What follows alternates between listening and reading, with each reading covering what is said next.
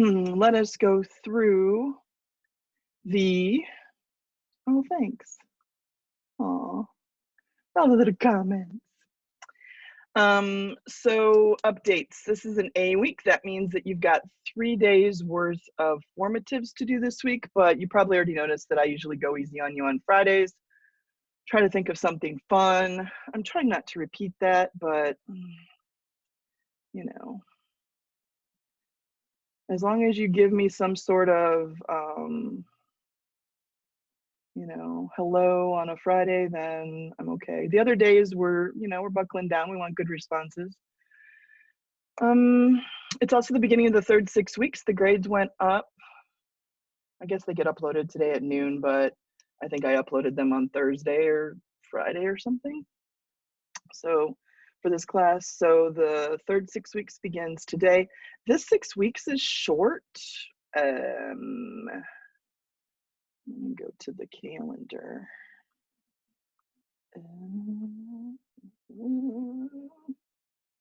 So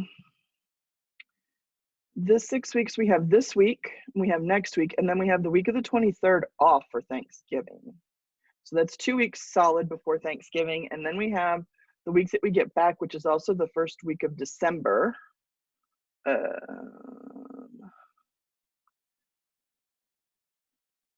And so when we get back from Thanksgiving, we have 3 weeks, but this week is going to be, the week of the 14th is going to be exam week, right? So, and then I think that you're done on the 17th. It's a work day on the 18th.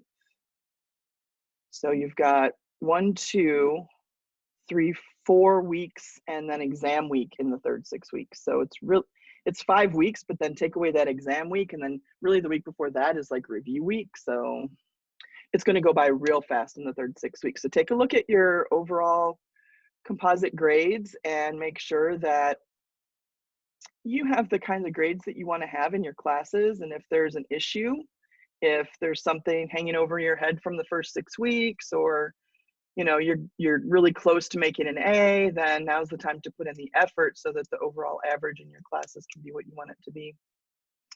Hybrid schedule continues the same this week as last week. Next week, there's going to be a change. I asked for that schedule.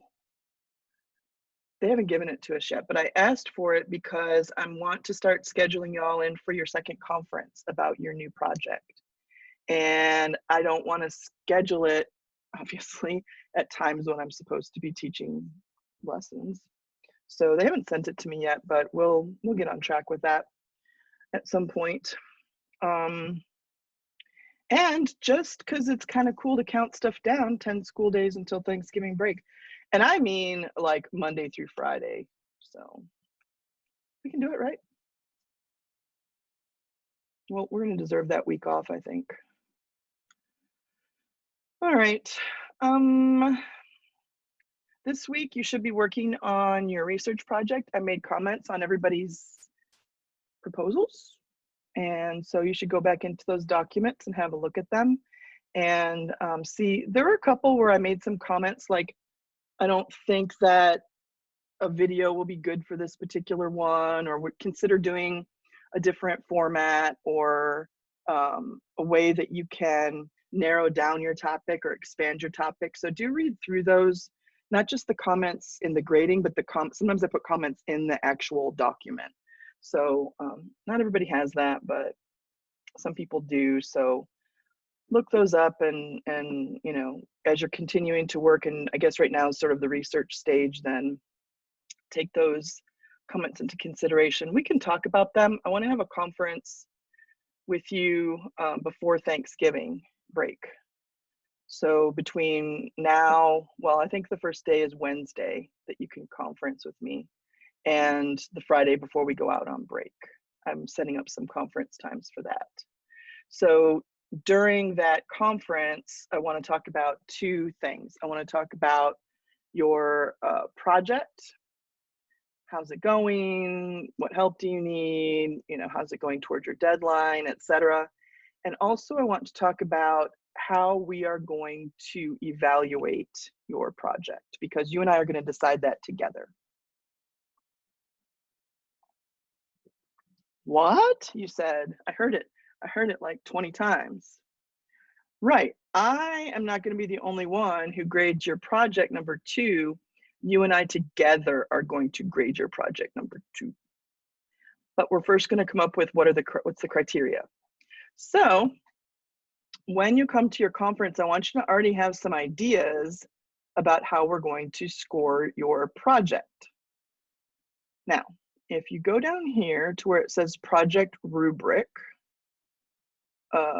click on this one that says project scoring guide. What I did was I made like a little template. You've seen rubrics before, especially those of you who were in my class last year, because I use them when I'm grading, especially compositions. Everybody's got a different topic. Everybody's got a different way that they're presenting their research. So I want for you to start thinking about, now this doesn't have to be finished for the conference. I just want to have ideas, and you and I will talk about it a little bit and sort of work on the chart.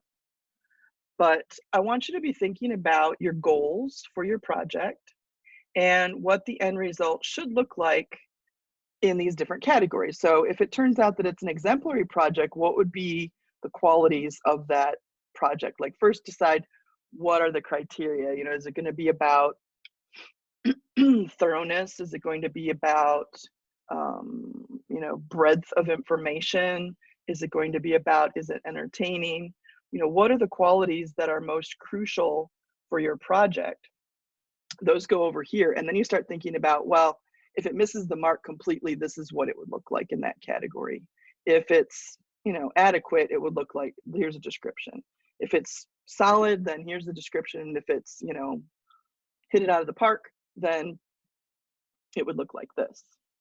So I know that you might not ever have written a rubric before, so you will see that I put 2 different links on here that can give you some ideas.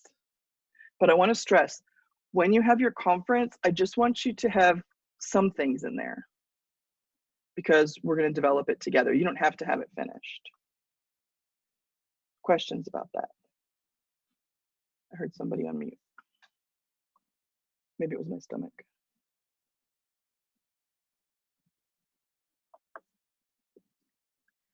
There are a couple of handy links. Obviously, they're geared toward teachers because usually teachers make rubrics, but you know, we're elevated in this class, so we're going to make it together for your particular project. So it kind of walks you through the stages.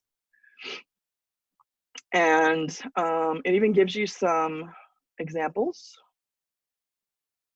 different ways that you can do it. And I also like this other link that I put on here. This one just says link. Oh, because it's a PDF. I don't know, this is from UT Austin, but it walks you through designing a rubric. And then what I like about it is it's got some keyword, it's got an example. Where were the keywords? Where did they go? Oh, here they are. So here are some keywords that you can use to describe the different elements. Always, usually, you can see how there's a continuum, right? Here's the epitome, always does whatever. Usually, most of it does this. Sometimes it does this, and then it doesn't even do it. So this is a continuum across left to right or right to left. So you can use these words if you want to, or similar words in your description of the different stages of achievement in your project. You should have at least 4 criteria. And when we talk about it at your conference, I might add one. Like if I feel like it's important that your research paper is grammatically correct and you didn't put that on there, I'll probably add it. It's going to be like a collaboration as we work together to create the scoring guide. And then when your project's done, you and I will collaborate again to decide where your final project falls in the categories. Does that sound like fun, kids? Well, have you ever done it before? No. Has anybody ever said, I want you to grade yourself?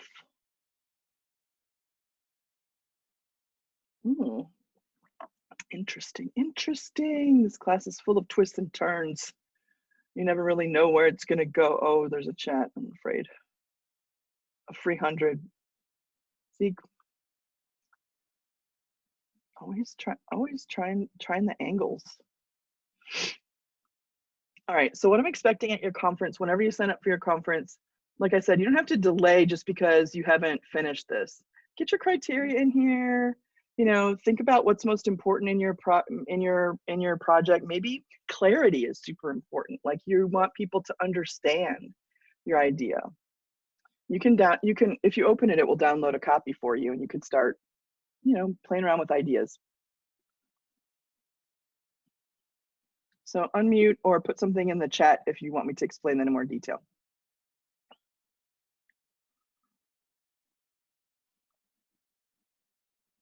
Waiting just in case.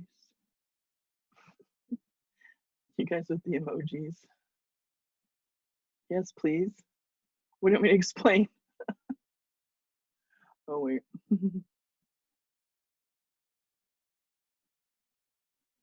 I would start with okay, let me say this. I would start with the proposal. And I would go to the proposal and I would say, okay, whatever the outcome that I had intended with my proposal, the ideas for that should be showing up over here in the criteria.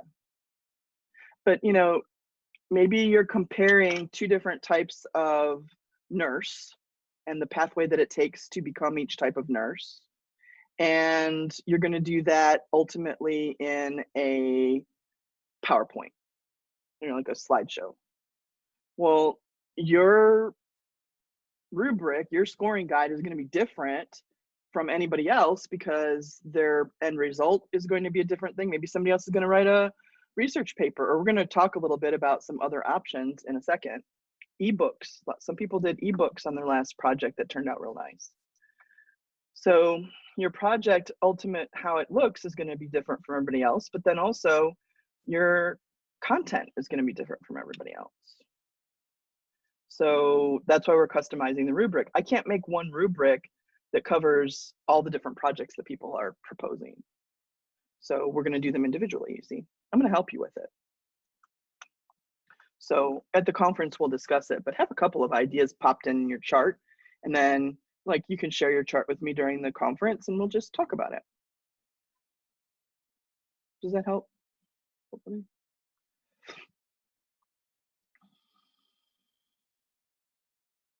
I'm trying a new way of signing up for conferences, by the way. And I really feel like next week I'm going to have to change it because they haven't given me the schedule yet. But I subscribe to this tool called You Can Book Me. That sounds dumb. But if you go to it, oh, well, it worked at home. I cannot visit it? What are you talking about? It's right here.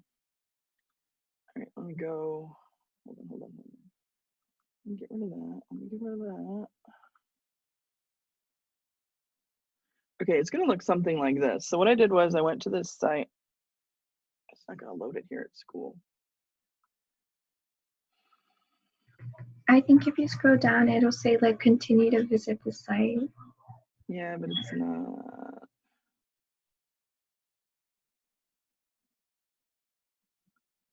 It's using some sort of encryption that they don't want to do.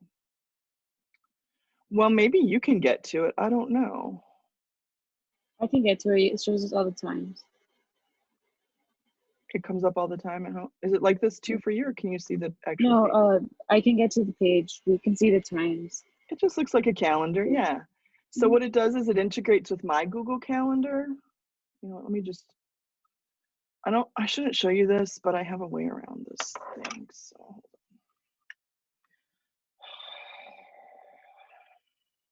I'm supposed to know.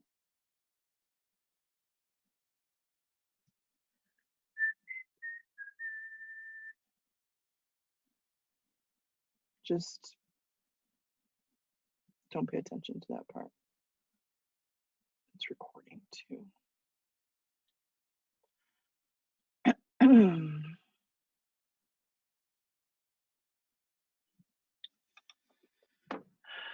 You don't have to know how I did that. I know you watched me do it. Too smart. This is the problem with teaching smart kids. They know all your tricks.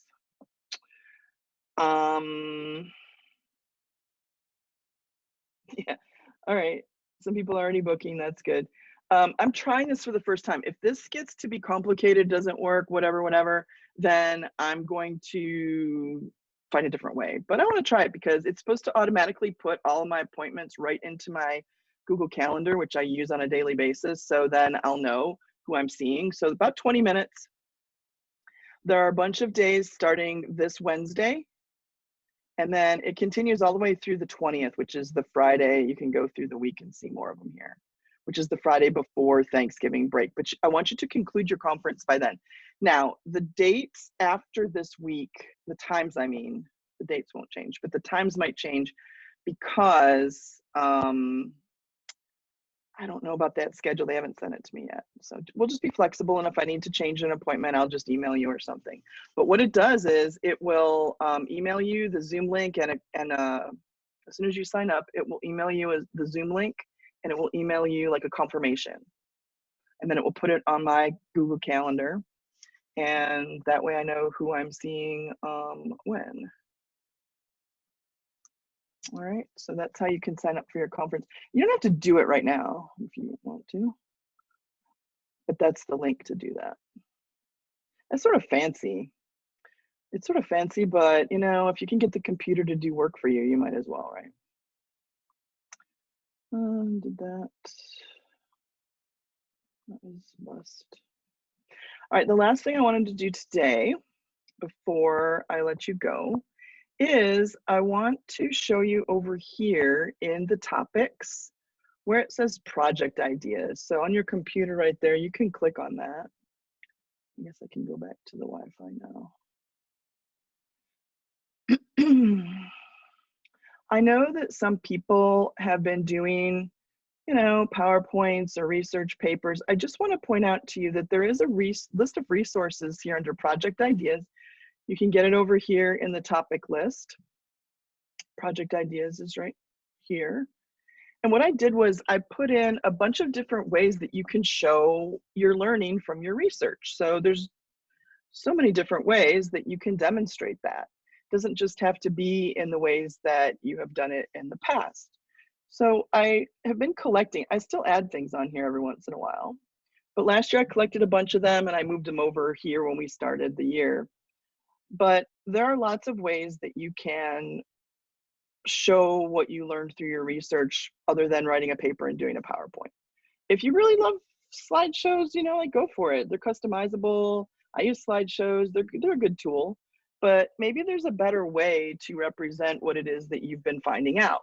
So I want to go through some of these, and for each one, usually there's a website. And if I could find a tutorial on how, you know, like a quick start, you know, how to get started with this thing, I linked it also so that it's easy for you to find out about that particular project idea and get started with it. So let me go to the bottom. I'm not going to talk about all of these because I put a lot of them on here. But there are some key ones that you might think about using depending on the goal of your research, right? And you kind of need to know what your end result is going to be or what it probably is going to be when you're doing that rubric. Because if it's a PowerPoint, then it needs to have visuals, right? If it's a research paper, there's certain qualities of a research paper that we would expect that we wouldn't expect in a PowerPoint. So that's why I wanted to go through this today. So you can make an ebook. Several students did this with the first project and they turned out really cool. Some people did like illustrations, some people did information or like a series of infographics through some material. But this turns a PowerPoint into an ebook. There's also another ebook creator here. And then there's a website called Flipping Book, which is pretty cool because it makes a digital book online. Now, some of these, they're all, I don't think there's any fees for any of them, but some of them are like you can only make one as a trial, but it shouldn't cost you anything to do them. Blend Space is kind of like Padlet, and I know that we've used Padlet before. Blend Space kind of sets it up so that there's a lesson. And what it does is it gives you these tiles and you can like put in different videos, different pieces of information, and your viewer can click on the different tiles to see whatever it is that you are presenting to them. So that's set up that way. What other ones do I want to talk about? You could make a public service announcement, you know, like if you wanted to promote something. Vlogs and blogs are really popular right now. So you could do that too. Maybe you wanted to sort of document your journey and finding more out about your future career. What is it really like to be a veterinarian, or what is it really like to be an accountant? And you could vlog your journey in discovering that and kind of share your information and have different episodes, or you could blog it. Blog with a B would just be, you know, like typing it on a website. I have a different entry for that. Vlogging it is just a video log. So you just create little videos, like a little timeline of your learning and toward a specific goal. The blog is somewhere else. Persuasive letter. What if you created a lesson, right? What if you found out about all what it takes to be a lawyer and you wanted to share that with some 7th graders? And so you were going to create a lesson where the students could discover what it means to be a lawyer, you know, like what the pathway is for that career. So this is about lesson planning if you wanted to do that for some younger kids. Infographics, I know that we've all done infographics, so that's there. Flip book, a flip chart for information. I did put some notes here sometimes that would help you. Like this is a no tech option. If you're tired of being on your computer and you want to do a project that isn't based online, then there are a couple of options that are, you know, low tech. All right, so here's blog. I like Blogger because it's connected to Google. The Google blog is called Blogger. The Google website, I don't know if I put this on here, there's Padlet. The thing about Padlet is that you're limited to the number of Padlets you can create for free. Yeah, sometimes you have to delete old ones to get new ones, but I just use my STC account for that. Sketchboard is like a collaboration tool. ThingLink is another one that's, if you click on it here, you can kind of explore. So it creates interactive experiences. So maybe you were going to create like what it would be like to travel through Italy, you know, and then maybe your whole research is about what that would be like, right? Like how you would plan for that, how you would budget for it, how you would do all that stuff. And then explain everything. So these are just some alternative ways that you could show your learning. I don't think they're the only way. I need to put on there's website, because it's really easy to make a website using the Google platform is called Sites. It looks like this, by the way, from like when you go over here to the little, they call it a waffle. You can go to, where's Sites? Here it is right here. Sites right here, and you can use that to make a website. So say you want to share information and have it, you know, have different pages that people can go to.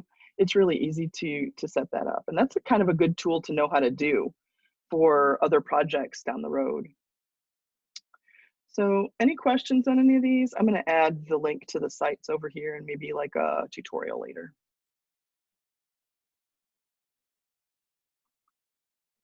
I mean, kids complain all the time that school is boring. So I'm trying my hardest in this class to give you options and let you have choices.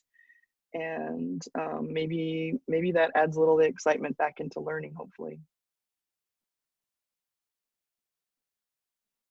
You're like, no, we still have to do projects. Well, yeah. You have to represent your learning somehow, right? Okay, it's okay if you want to change your, we're kind of early in the project phase at this point. So if you want to change your project from a research paper to something else, or from a video to something else, that's okay. Just let me know that you're thinking about changing, or we can talk about it during your conference.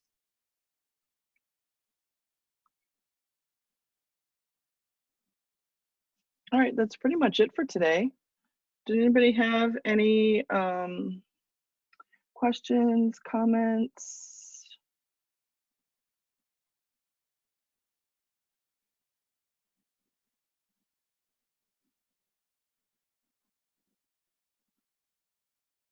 Radio silence, really. It's because it's Monday.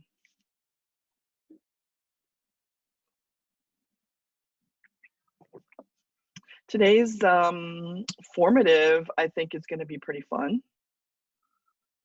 You have to learn something new today and tell me about it. Don't worry, I gave you some links to check out. Should we explore it together real quick? That is not the right link.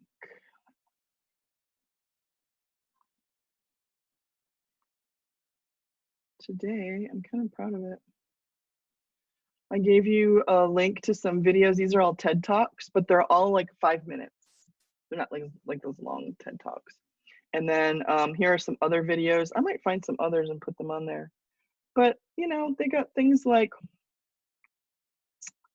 I wanted to go to it, but it's not letting me. I think I have to go to the student view. Hold on.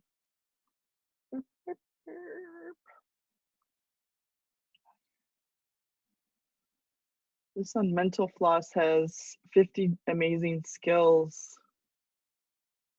I don't know if you're the cat in that metaphor. I don't know.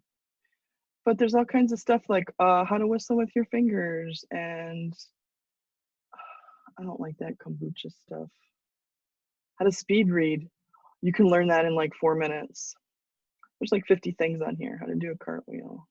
No fair cheerleaders. We know you already know how to do a cartwheel. You have to pick something you don't know how to do.